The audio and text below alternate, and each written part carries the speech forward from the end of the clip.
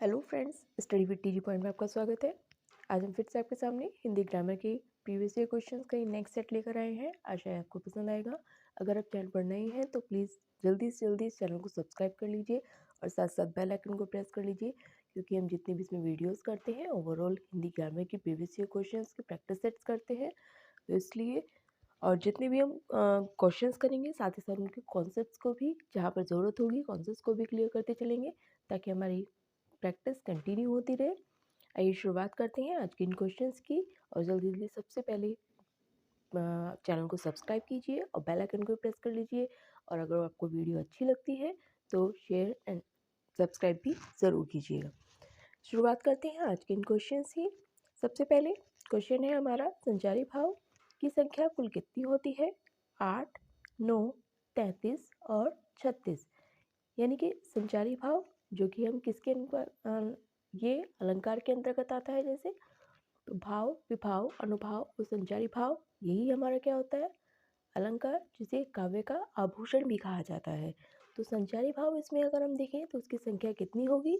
Option हमारा चला जाएगा ऑप्शन नंबर सी, 33 के साथ। यानी कि संचारी भाव की कुल संख्या जो कि 33 होती है।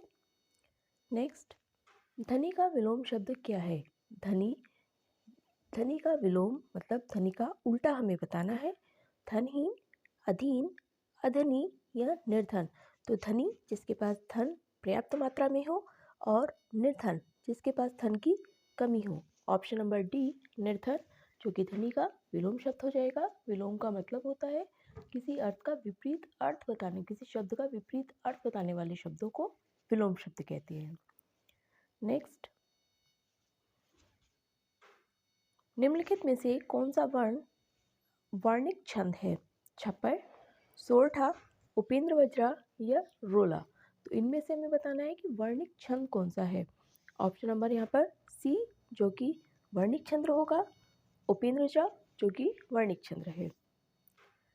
नेक्स्ट, कौन सा विकल्प उद्धरण चिन्ह का है?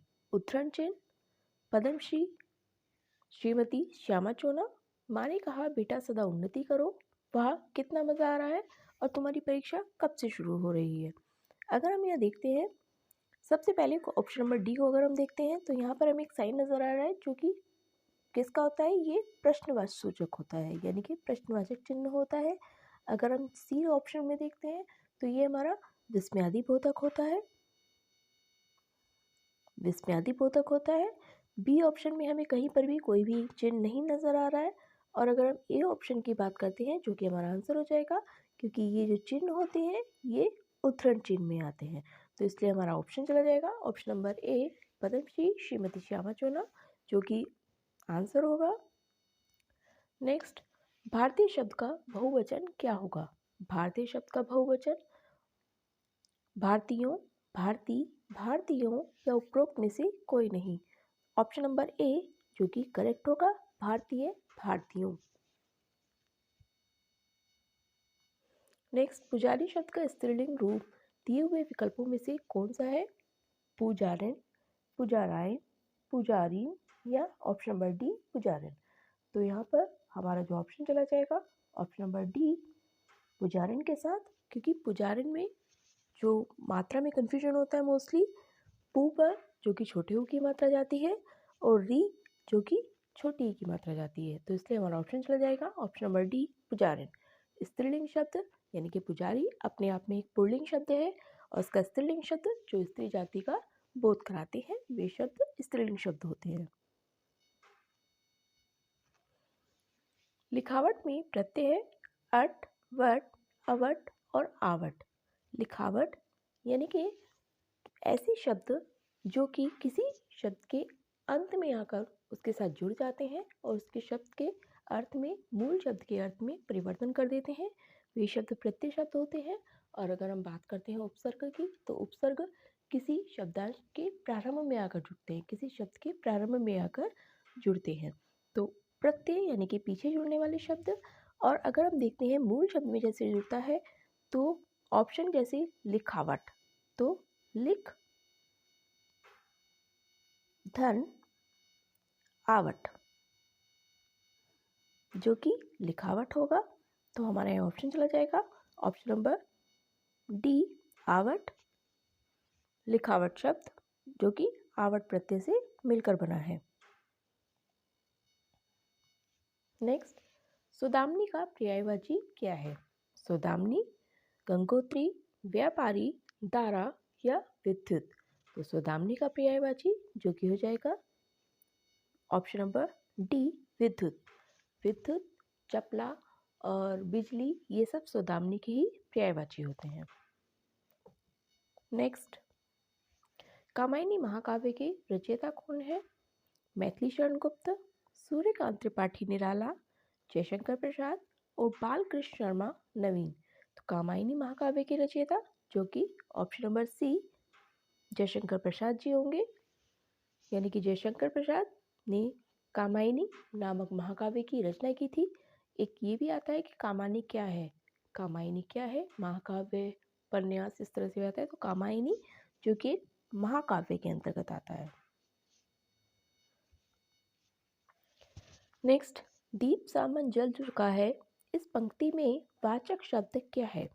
वाचक शब्द जो कि दीप, सा, मन या जल चुका।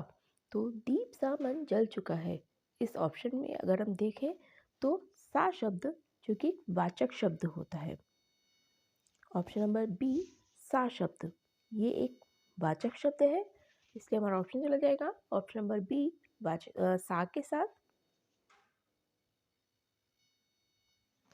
नेक्स्ट, व्युत्पत्ति के आधार पर संज्ञा के कितने भेद होते हैं? व्युत्पत्ति के आधार पर संज्ञा के भेद 3, 4, 5 या 6। तो व्युत्पत्ति के आधार पर अगर हम देखते हैं तो संख्या के कुल 3 भेद होते हैं। नेक्स्ट, गांठ का तत्सम रूप क्या है? गट्ठी, गट्ठर, ग्रंथि या अंगुष्ठ। गांठ का अगर हम देखते हैं गट्ठी और गट्ठर ये तो अपने आप में ही कैंसिल हो जाता है कि गट्ठर किसी चीज़ के इकट्ठा करके अगर हम किसी का समूह लेते हैं लकड़ी वगैरह इसको कह सकते हैं हम गट्ठर। अंगुष्ठ अंगूठे को कहते हैं, इसलिए ये भी हमारा नहीं हो जाएगा क्योंकि अंगुष्ठ अपने आप में एक तत्सम शब्द है जो कि अंगूठे का है। और ग्रंथि ग्रंथि कहते हैं हम गांठ को, तो इसलिए हमारा ऑप्शन यह चला जाएगा ऑप्शन नंबर सी ग्रंथि के साथ।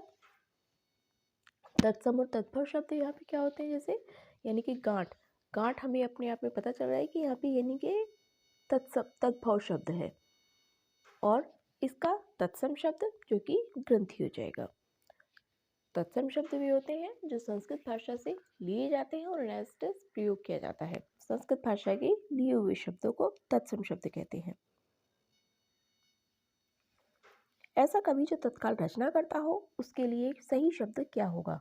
कविराज, आशु कवि, महाकवि या कवीश। ऐसा कवि जो तत्काल रचना करे उसके लिए ऑप्शन हमारा बी जो कि करेक्ट होगा, आशु कवि। जो तत्काल रचना करता है ऐसे कवि को आशु कवि के नाम से पुकारा जाएगा। नेक्स्ट, वह स्त्री जिसका पति प्रदेश से आने वाला हो के लिए एक शब्द, जिसका पति प्रदेश से आने वाला हो उसके लिए आगत पतिका, प्रवृत्ति पतिका, प्रोषित पतिका या आत्मनिश्चित पतिका। ऑप्शन जो कि हमारा ऑप्शन नंबर डी आत्मितस पतिका जो कि प्रदेश से आने वाले पति के लिए एक स्त्री के लिए प्रयोग किया जाएगा। नेक्स्ट, वह वर्ण है, तालव्य, दंतोष्ठ है, ओष्ठ है या मूर्धन्य। तो वह वर्ण कौन सा होता है? वह दंतोष्ठ वर्ण होता है। वह वर्ण जो कि ऑप्शन नंबर बी दंतोष्ठ के साथ जाएगा। तालव्य जो कि तालु का प्रयोग करके बोले जाते हैं, ओष्ठव्य जिनमें होठों का प्रयोग होता है, मूर्धन्य जिनमें मूर्धा का प्रयोग किया जाता है। नेक्स्ट, वैदेही वनवास किसकी रचना है? अयोध्या सिंह उपाध्याय हरिओद, रामधारी सिंह दिनकर, मैथिली शरण गुप्त या श्रीधर पाठक। तो वैदेही वनवास जो कि option number A Ayodhya Singh Upadhyay Hariaudh के साथ जाएगी, यानी कि अयोध्या सिंह उपाध्याय जिनका उपनाम हरियोध है, उनकी रचना वैदेही वनवास है। नेक्स्ट, खटा शब्द का बहुवचन रूप कौन सा होगा? खटाइयाँ, खटाएं, खटाओं या खटाएं। तो खटा शब्द का जो बहुवचन रूप होगा ये होगा ऑप्शन नंबर बी खटाएं। नेक्स्ट, देवर को स्त्रीवाचक बनाने के लिए आप किस प्रत्यय का प्रयोग करेंगे? प्रत्यय अभी हम बात करके गए हैं कि पीछे जुड़ने वाले शब्द को प्रत्यय शब्द कहते हैं, लेकिन जो मूल शब्द है, मूल शब्द अलग होता है, मतलब मूल शब्द में मीनिंगफुल होना चाहिए। तो आई, आनी, अनी या आवर। तो देवर शब्द अगर हम देखें, देवर, धन, आनी, तो हम तभी तो बोलते हैं देवरानी, यानी कि हमने रानी नहीं बल्कि आनी प्रत्यय इसमें हमने प्रयोग किया है। तो हमारा यहाँ ऑप्शन चला जाएगा ऑप्शन नंबर बी आनी के साथ। देवर, धन, आनी जो कि स्त्रीवाचक यानी कि स्त्री जाति का बोध कराने वाले शब्द होते हैं, उनको बनाने में प्रयोग किया जाता है। तो देवर जो कि एक पुल्लिंग शब्द है और इसका स्त्रीवाचक बनाने के लिए हम इसमें आनी प्रत्यय का प्रयोग करेंगे। नेक्स्ट, निम्नलिखित शब्दों में से एक का अर्थ स्त्री है, किसका? अंगजा, अंगना, आंगन या अंगार। इनमें से कौन सा ऐसा शब्द है जिसका अर्थ क्या होगा? स्त्री होगा। स्त्री शब्द के लिए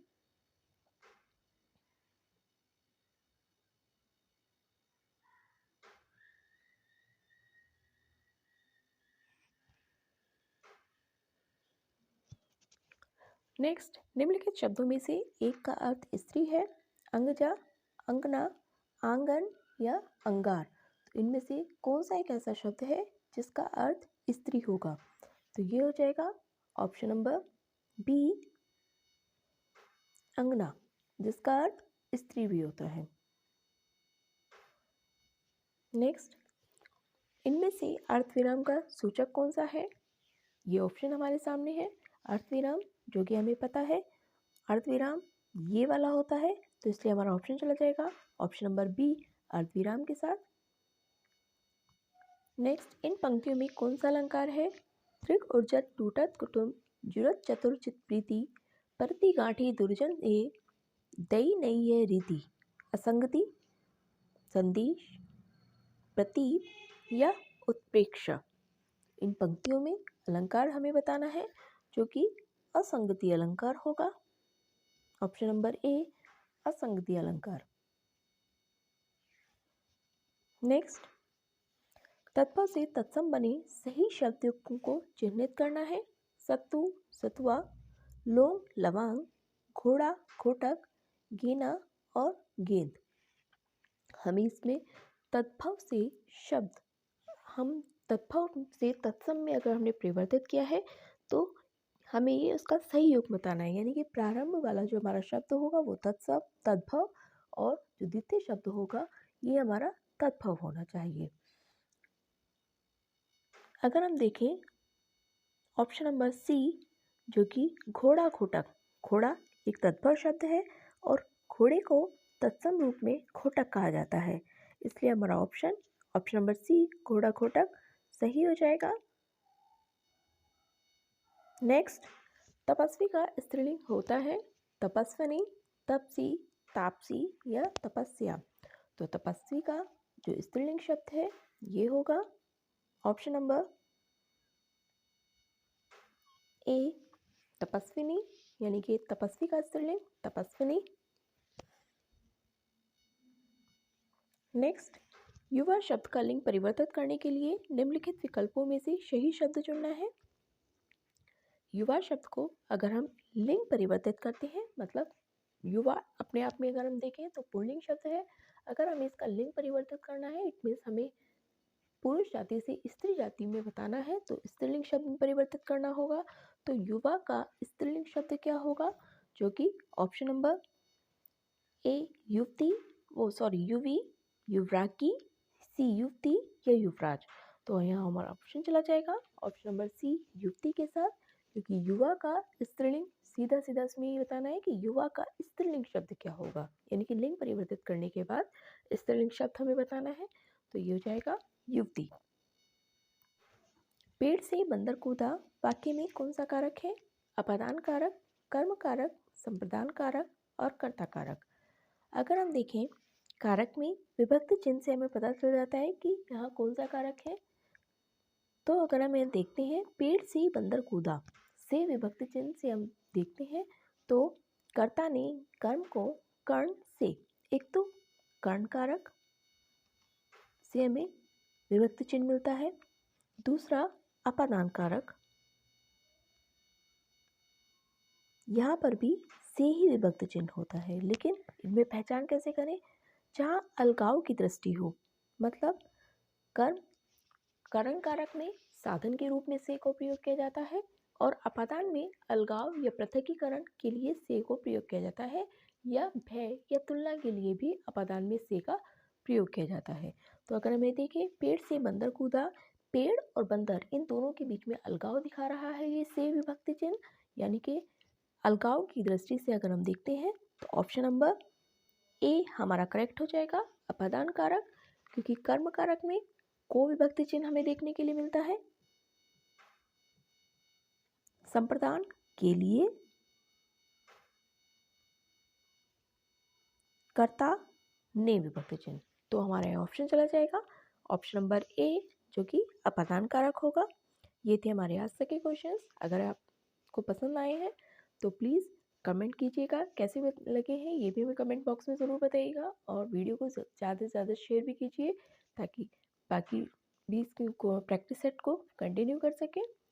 और अगर आपने चैनल को अभी तक सब्सक्राइब नहीं किया है तो चैनल को सब्सक्राइब कीजिए। मिलते हैं अब नेक्स्ट वीडियो में, तब तक के लिए थैंक यू।